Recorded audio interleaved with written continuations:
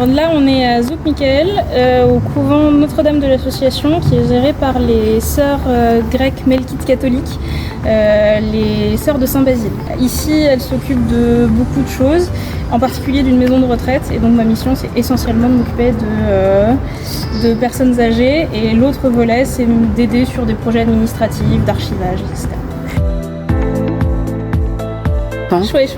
Je parle un tout petit peu arabe, mais je suis arrivée que depuis un mois et c'est vraiment pas un frein parce que tout le monde parle français ici et la plupart des gens ont été éduqués en français, donc en fait il n'y a aucun problème et puis c'est agréable de pouvoir apprendre autre chose.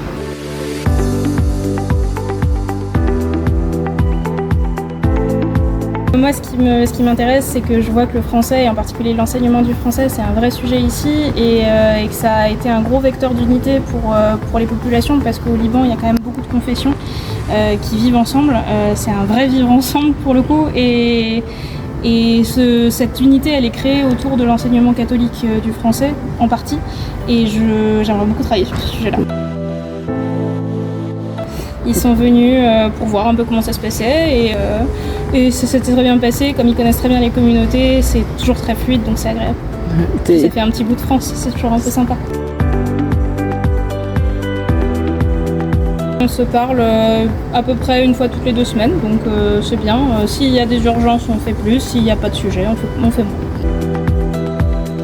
Le carnet de bord, il y a des jours qui sautent parce que le temps me manque, mais non, j'arrive à le tenir. J'écris pas mal et les rapports d'étonnement sont relativement fluides et vraiment le carnet de bord aide beaucoup pour se souvenir des impressions. C'est essentiel. On n'a pas ça, tu te perds dans le quotidien et du coup tu oublies un peu toutes les choses qui t'arrivent et même tu les marginalises parce que ça devient en fait tellement naturel que tu les écris plus. Et du coup, tu arrives à ton rapport d'étonnement au bout d'un mois et tu te dis qu'est-ce que je vais leur dire ? Parce qu'en fait, tout est normal.